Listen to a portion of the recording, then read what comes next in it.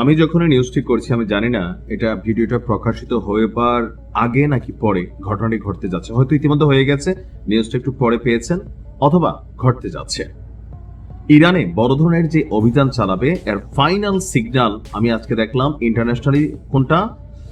হঠাৎ করেই যুক্তরাষ্ট্র এবং ইরানের মধ্যে সম্ভাব্য যে উত্তেজনাকর পরিস্থিতি, এই পরিস্থিতির মধ্যে গণহারে ফ্লাইট বাতিল করা শুরু করেছে আন্তর্জাতিক এয়ারলাইন্সগুলো। তাও কোথায় দেখেন?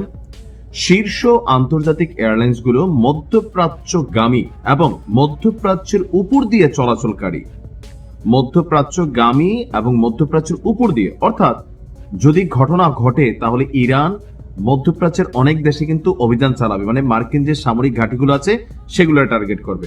সো টার্গেট করতে গেলে সেখানে যে আকাশে বিমান থাকে, বিমানগুলো উড়ে যাবে, ধ্বংস হবে। সেই কারণে তারা আগে থেকেই মধ্যপ্রাচ্য এবং মধ্যপ্রাচ্যগামী দুই টাইপের ফ্লাইটসই বাতিল করেছে।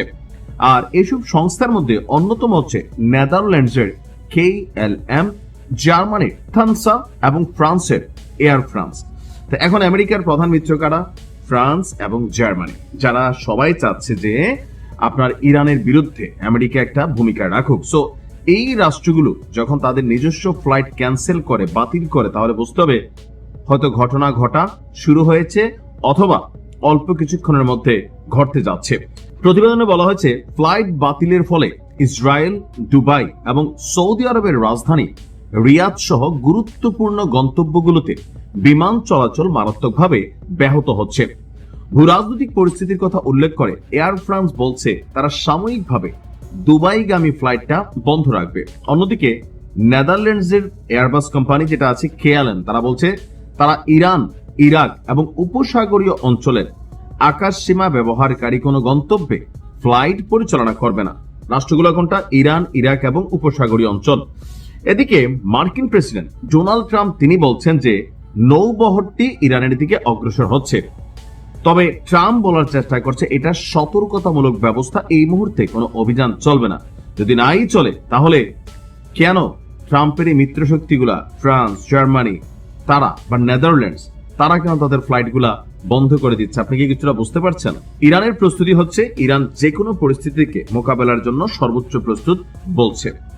মার্কিন যুক্তরাষ্ট্র বলছিল যে ইরানের সর্বোচ্চ নেতা তিনি বাংকারে লুকিয়ে গেছেন, তিনি জনসম্মুখে আসছেন না। এরকম নানান বক্তব্য দেওয়ার পর জোশে আইসা ইরানের সর্বোচ্চ নেতা তিনি বাংকারের বাহিরে আছেন, এটার জন্য আবার একটা ছবি অথবা ভিডিও পোস্ট করছেন। তা আমার মনে হয় দেখেন ইরান তার কম বোঝে না, বলে তুমি বুদ্ধি দিবা। তারপরেও থাকে না যে গরিব মানুষ দু একটা কথা বললাম, হয়তো হইতেও পারে যে থাকে না সাহস থাকলে বের হয়ে আয়, সাহস থাকলে বের হয়ে আয়। তো সব জায়গায় সাহস দেখাইতে হয় না, বেশি সাহস দেখাতে গেলে মাঝে মাঝে মারা খাইতে হয়। এখন দেখা যাচ্ছে 20 জন মানুষ, আপনি ভাই একটা বীর পুরুষ, বাট 20 জন মানুষ উইথ আর্মস, আপনি একজন মানুষ যতই শক্তিশালী আর সাহসী হন, যাই এত কিলানের সুযোগ পাইতে না আগেই তো শুট করে ফালাই দিবে। সো ইরানের সর্বোচ্চ নেতাকে হয়তো এইভাবে উস্কাইয়া বের করা হচ্ছে, অথবা জনগণকে বলা হয়েছে পালাই গেছে রে, পালাই গেছে, তোমাদেরকে ফালাই দিয়া পালাই গেছে, আমেরিকা আসার খবর শুই না। কারণ ভিতরে তো এজেন্ট আছে, রেজা পাহালবির আছে না, একটা পরিস্থিতি তৈরি করছে। সেই পরিস্থিতিতে জনগণের বিশ্বাসকে পুনরুদ্ধারের জন্য অথবা সাহসটা রাখার জন্য সর্বোচ্চ নেতা বাইরে চলে আসছেন। আইসা তিনি বলছেন যে আঙ্গুল ট্রিগারে আছে, উল্টাপাল্টা কিছু হইলে অ্যাকশন হবে।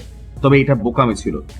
আমেরিকা এবং তাদের যে দুষ্টপুত্ররা আছে তারা পৃথিবীর যে কোনো জায়গায়, যে কোনো দেশে, যে কোনো ভাবে ড্রোন অপারেশন চালাইয়া ইতিহাস তৈরি করে রাখছে। সো এই ধরনের উস্কানিতে পা দেওয়ার সুযোগ নাই। তো মোটামুটি যতটুকু বুঝতে পারছি যে Tel Aviv, Dubai, Dammam, Riyadh, Iran, Iraq, Israel, উপসাগরীয় কয়েকটি দেশ সবকিছুতে আপাতত বিমান ফ্লাইট বন্ধ আছে। দ্যাট মিনস আল্লাহ হেফাজত করুক। ভাই আমি বলি যে যুদ্ধ শুরু হলে ইরান ব্যাপক ক্ষতিগ্রস্ত হবে। আমি আমার আগের ভিডিওতে বলছি, এটাই বাস্তবতা।